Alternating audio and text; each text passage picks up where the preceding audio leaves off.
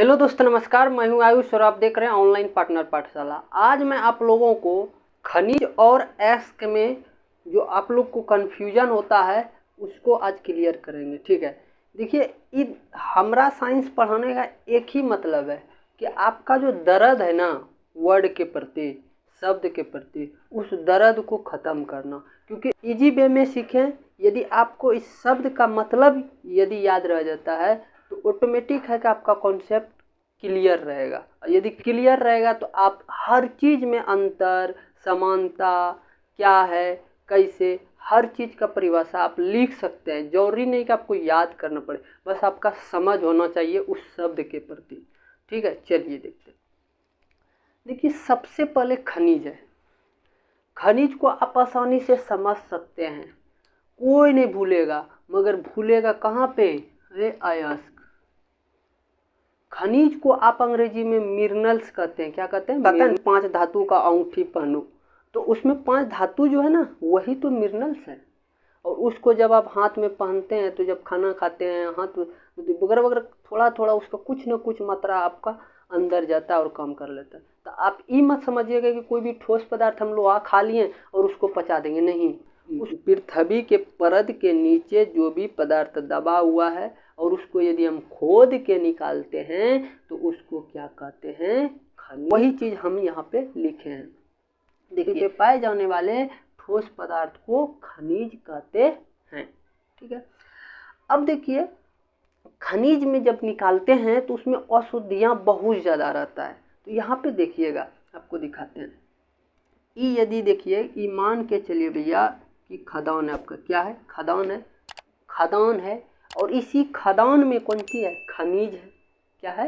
खनिज है। और खोद के जब इसको निकालें तो इससे खनिज है, इसमें खनिज है। और इस खनिज से हम लोग 2 चीज़ निकालते हैं। जब इसको निकालते हैं तो ये खनिज जब होता है तो इसको 2 चीज़ निकालते हैं। एगो अयस्क निकालते हैं, एगो इसमें अशुद्धियाँ रहता है, मतलब बहुत अशुद्धियाँ। ठीक है, अब कहता है कि अयस्क किसको कहते हैं? तो खनिज जिनसे धातु आसानी से प्राप्त हो, वह खनिज जिससे धातु आसानी से प्राप्त हो। खनिज से धातु प्राप्त हो मतलब खनिज में जो ठोस पदार्थ है उसी का नाम तो अयस्क है। और उसी को आप खनिज भी बोल देते हैं, कोई दिक्कत नहीं है। आप एक ही चीज को बोल सकते हैं अलग अलग नाम से, वही चीज है। जो खनिज है वही अयस्क है, मगर थोड़ा थोड़ा अंतर। अब कहता है कि इसमें जो भैया अशुद्धियाँ क्या है, इसमें अशुद्धियाँ ज़्यादा है। ऑटोमेटिक है, खनिज है, ये खदान में है तो इसमें अशुद्धियाँ तो बहुत ज़्यादा होगा। इसी से 2 चीज़ अलग कर दिया, एगो बना दिया अयस्क, एगो बना दिया अशुद्धि।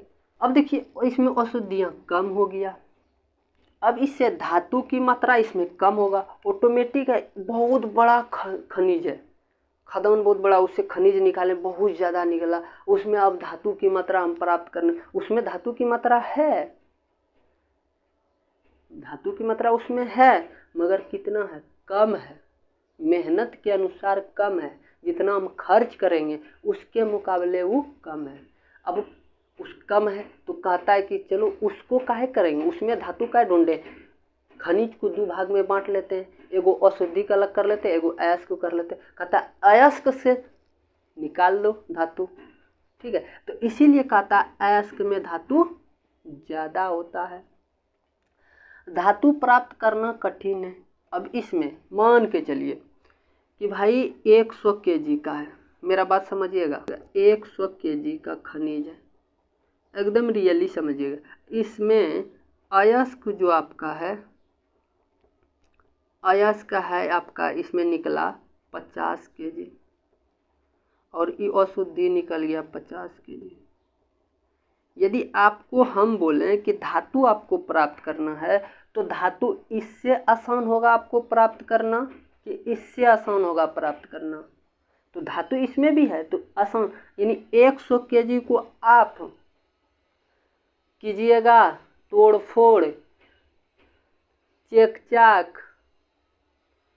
तब ना आपको मिलेगा। और यहाँ पे आप 50 kg पे करते हैं तोड़ फोड़ चेक चाक तो आपको यहाँ मिले तो यहाँ पे आसान हो गया, यहाँ पे 100 kg में अधिक हो गया, अधिक है दिक्कत हो गया। तो आप अयस्क में धातु आसानी से प्राप्त कर सकते हैं और खनिज में धातु आसानी से प्राप्त नहीं कर सकते। अब कहता है कि सभी खनिज से धातु प्राप्त नहीं होता है। अब देखिए भाई, दुनिया में जितना भी खनिज है ये जरूरी नहीं है कि सब बेस आपको धातु मिलिए जाएगा, तो याद रखिएगा। अब कहता है यहाँ पे सभी अयस्क से धातु प्राप्त किया जा सकता है। दुनिया में जितना भी अयस्क होगा ना उससे आप धातु प्राप्त कर सकते। क्यों कर सकते हैं, इसका भी एक रीजन है, क्योंकि अयस्क क्या है, ठोस है। और आपको हम पहले बता दिए कि खनिज वो जो होगा ना वो भी ठोस ही होगा भैया। खनिज कैसा होगा, ठोस। पानी, कुआं से पानी निकालिए, डैम से पानी निकालिए, पंप से पानी निकालिए, वो खनिज न है, क्योंकि वो भी पृथ्वी के अंदर से निकलता है, फिर भी वह खनिज न है। कहता है सभी खनिज अयस्क नहीं होते। जितना भी खनिज है सब में अयस्क, जरूरी नहीं कि अयस्क होगा भी, अयस्क जो हैं वह क्या होते हैं, खनिज होते हैं। याद रहेगा। अब देखिए यहाँ पे याद करने का एगो ट्रिक, एक बार फिर से रिपीट कर लेते जल्दी जल्दी। देखिए ये चीज़ रहे, पृथ्वी के अंदर जो भी ठोस पदार्थ होगा उसको क्या कहेंगे, खनिज कहेंगे। पृथ्वी के अंदर जो भी ठोस पदार्थ होगा उसको क्या कहेंगे, खनिज कहेंगे। Clear sir. अशुद्धियाँ खनिज में क्या होगा, अधिक होगा। क्लियर। धातु की मात्रा क्या होगा, तो कम होगा। धातु की मात्रा क्या होगा, कम होगा। धातु इससे यदि प्राप्त करते हैं डायरेक्ट खनिज से तो बहुत मुश्किल है। अब मुश्किल का बात की है कि पैसा ढेर खर्चा होगा, मजदूर ढेर लगेगा, समय ज़्यादा लगेगा, इसलिए मुश्किल है। ठीक है। सभी खनिज से धातु प्राप्त नहीं कर सकते हैं, यो बात आपको बता दिए। अब सभी खनिज अयस्क नहीं होते, ये भी आप सीख गए। अब यहाँ पे चलिए अयस्क पे, सभी खनिज जिनमें धातु आसानी से प्राप्त होते हैं। अब खनिज है और उससे धातु आसानी से प्राप्त कर लेते हैं तो उसको अयस्क कह देंगे। अशुद्धियाँ कम होगा, धातु की मात्रा ज़्यादा होगा, सभी अयस्क से धातु प्राप्त किया जा सकता है, सभी अयस्क खनिज होते हैं। यहाँ पे समझने का प्रयास कीजिएगा। देखिए ई है खनिज, क्या है, खनिज। और ये खनिज है ना तो इसका दो बेटा है, क्या गो, दो बेटा है। तो बेटा नंबर 1 है जिसको आप क्या कहते हैं, अयस्क कह देते हैं। और बेटा नंबर 2 जो है, 2 और 1, इसको आप अशुद्धि कर दें। कोई दिक्कत नहीं होना चाहिए। अब ई है पिता, इसको पिता। अब आपको यहाँ पे देखना है कि यदि पिता है तो उसका 2 बेटा है, मतलब खनिज है तो उससे 2 पार्ट है, तो मतलब एगो अयस्क एगो अशुद्धि है। कोई दिक्कत। बात इस दोनों में फंसता है जो कि आपको नहीं बुझाता है। देखिए सभी अयस्क खनिज हैं, जितने भी अयस्क हैं, ये जितने भी हैं, तो ये क्या है, ये क्या है, बेटा 1। अब आप बताते हैं हम आपको, इसके पास, पिता के पास 100 रुपया है। अब क्या कह सकता है कि ये बेटवा 100 रुपया खाली इसको ले लेगा,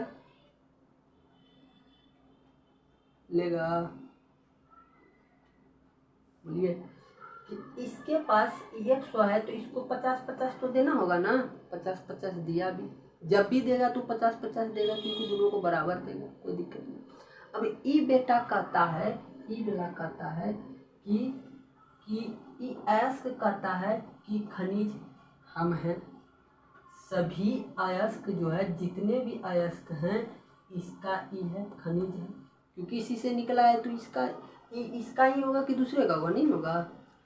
ये भी कहता है कि हम जो हैं ये हैं, इसके अंदर है, मतलब ई बेटा इस बाप के अंदर है, ई बेटा भी इस बाप के अंदर है। अब बाप कहता है कि देख बेटा, इसको बताता है कि देख हम खाली तुम्हारा नहीं है, हम इसका भी हैं। इसको भी बताता है कि हम तुम्हारा नहीं है, इसका भी है। नहीं, बाप यदि कुछ भी करेगा तो दोनों को न करेगा। तो इसीलिए कहा जाता है कि सभी अयस्क खनिज होते हैं और सभी अशुद्धियां खनिज है। अशुद्धि मिला हुआ है तो अशुद्धि खनिज है, कोई दिक्कत नहीं है। सभी अयस्क खनिज होते हैं तो सभी अशुद्धियां भी खनिज है। मगर बात यहाँ पे फंसता है कि सभी खनिज खाली अयस्क नहीं होगा, वो अशुद्धि भी होगा। सभी खनिज अयस्क नहीं होगा, वो अशुद्धि भी होगा। खनिज को ना तो खाली अयस्क कह सकते हैं और ना ही खाली अशुद्धि कह सकते हैं। वो खनिज कहेगा कि हम अयस्क और अशुद्धि दोनों हैं, मगर अयस्क कह सकता है कि हम खनिज हैं। एक ही धातु के कई अयस्क होते हैं। यहाँ पे देखिएगा, हम धातु ले लिए सोडियम, अयस्क इधर लिख दिए। सोडियम धातु को Na कहते हैं। सोडियम धातु को चाकू से काटा जाता है नहीं, और सोडियम धातु को कहाँ रखते हैं? वगैरह जाते हैं तो कभी भी सोडियम सब चीज चुराने का काम कीजिएगा, मगर कभी सोडियम को चुराने का काम नहीं कीजिएगा। जब सोडियम को चुरा के पैकेट में भर लीजिएगा तो जैसे बाहर निकलिएगा तो आपका आग लग जाएगा। और यही आग को कौन दिखाता है? जादू वाला कहेगा कि देखो मेरा हाथ में कुछ है, नहीं है, अभी हम देखो आग लगा देंगे। पानी में आग लगा देंगे तो पानी में आग कहाँ? बाप के घर से नहीं लगाता है, उसमें उस सोडियम डाल देता है। और सोडियम क्या होता है? सोडियम को केरोसिन तेल में रखा जाता है, याद रखिएगा, और आप लोग जानते भी होंगे। तो सोडियम को जैसे पानी में देंगे तो अभिक्रिया करता है और आग पकड़ लेता है। तो जादू वाला के पास कोई बाप का नॉलेज नहीं है, वो भी साइंस पढ़ता नहीं है, मगर साइंस के बारे में कुछ सीखता है, देखता है, जानता है। ठीक है, तो पानी में यदि आग लगाना आपको भी होगा तो सोडियम लाइएगा और पानी में डाल दीजिएगा, ऑटोमेटिक आग लग जाएगा। अब सोडियम है तो इसका ये सब अयस्क का ये सब कहाँ से निकला होगा?